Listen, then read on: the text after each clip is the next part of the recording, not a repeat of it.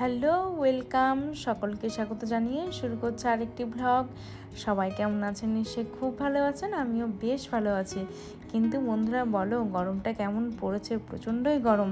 তো দেখো, সকাল ওই 5টা বেজে উঠেছি, কৃতিকাকে ওই 6টা 20-তে আর কি গাড়িতে দেবো। তো সেজন্য আর কি সকালের আকাশটা তোমাদের সাথে একটু শেয়ার করছি। একদম সুন্দর সাদা শুভ্র মেঘ।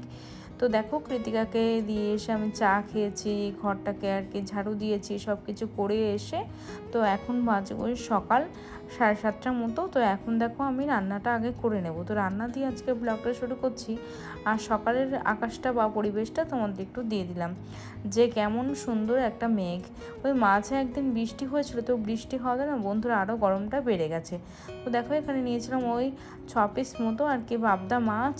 তো এই পাবদা মাছের ঝোল করব, আর ওদিকে হচ্ছে আরেকটা তরকারি করব।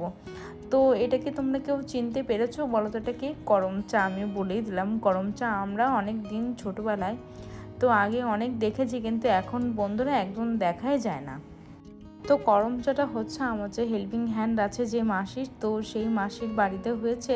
তো সেই জন্যে আর কি করম চাগুলো আমাকে ডাল খাওয়ার জন্য আর কি দিয়েছে।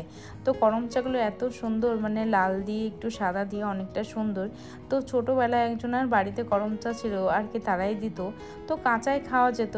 এখন যেহেতু অনেকটা বড় হয়ে গেছি, এখন যেহেতু ছেলে মেয়ে হয়ে গেছে, সেই টক খাওয়ার বয়সটা আমার আর নেই। আমার এখন আর অতটা টক খেতে ভালো লাগে না।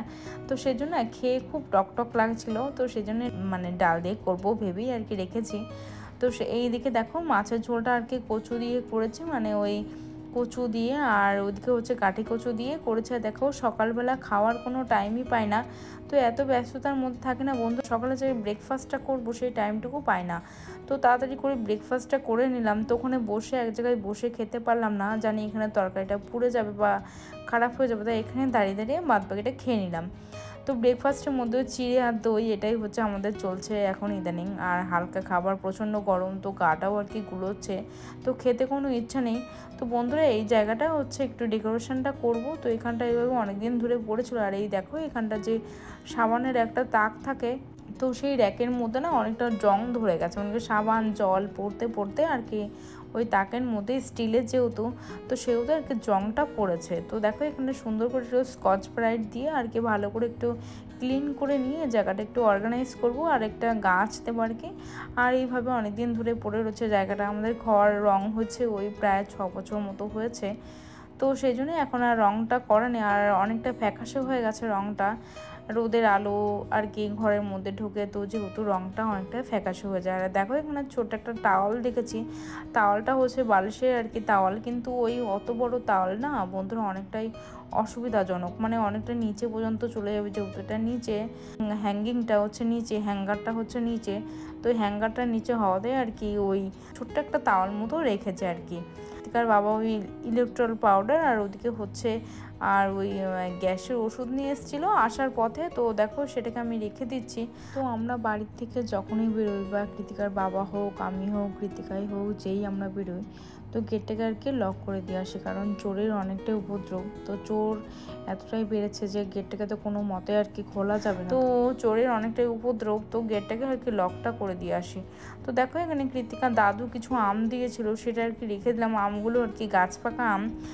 লাকি ব্যাম্বুটা যে রয়েছে সেটা অনেকটা আর কি সুন্দর আর একটা বড় হয়েছে।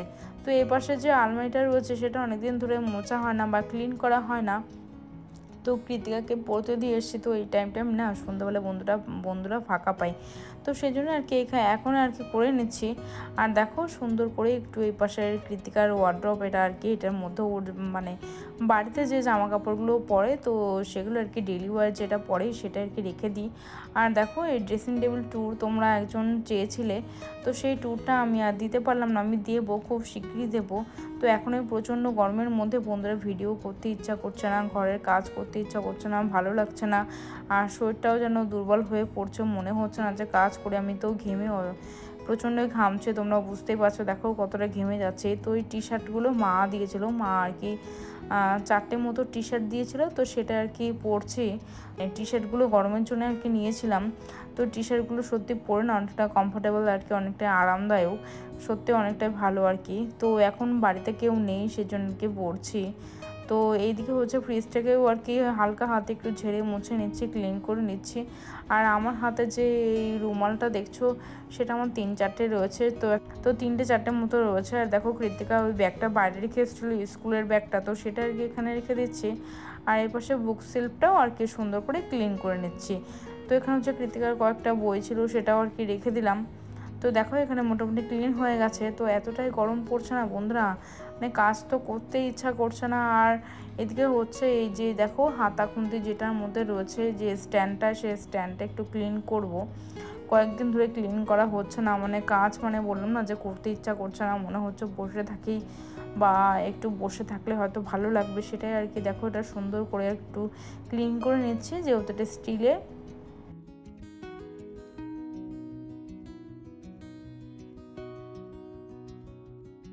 তো ওই একটা একটা করে যদি ক্লিন করে থাকে তো ভালোই লাগে। দেখো তোমাদের সাথে কথা বলতে বলতে মোটামুটি আমার ক্লিন হয়ে গেছে।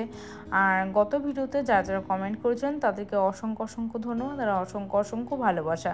আর আমি যে দৌড়ে দৌড়ে যে কাজ করছি, প্রত্যেক দিন বিকেলে হাঁটছি, সকালে হাঁটতে না পারলেও একটু ওই কি মেদ জমেছে বেলিতে, তো অনেকটা মেদ জমেছে, তোমরা দেখলে বুঝতেই পারবে।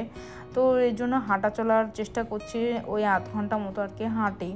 তো গত ভিডিওতে যারা যারা কমেন্ট করেছিলেন তাদেরকে অসংখ্য অসংখ্য ধন্যবাদ আর অসংখ্য অসংখ্য ভালোবাসা। তোমরা এভাবেই পাশে থেকো, এভাবেই আমাকে সাপোর্ট করো। আর যেহেতু আমি সাফল্য হতে পারি, তো তোমরা প্লিজ একটু সাপোর্ট করো আমাকে। তো দেখো এখানে হচ্ছে আমিও চা বসিয়ে দিচ্ছিলাম হাজব্যান্ডের জন্য। তো ও এখন এই গরমে থাকতে পারছে না বলে মেসে তো এখানে চলে আসছে, রেগুলার আর কি যাতায়াত করছে। তো সেই জন্য ওর জন্য একটু গ্রিন টি করে নেবো। আর দেখো মোটামুটি কিচেনটাকে ক্লিন হয়ে গেছে আমার। তো দেখো এই যে পরে আমি ভাতও বসিয়ে দেবো, তারপরে হচ্ছে চাটা একটু বসিয়ে দিচ্ছি। আমরা যখন বন্ধুরা ঘুমিয়ে থাকি তখন হয়তো কাজটা করি না।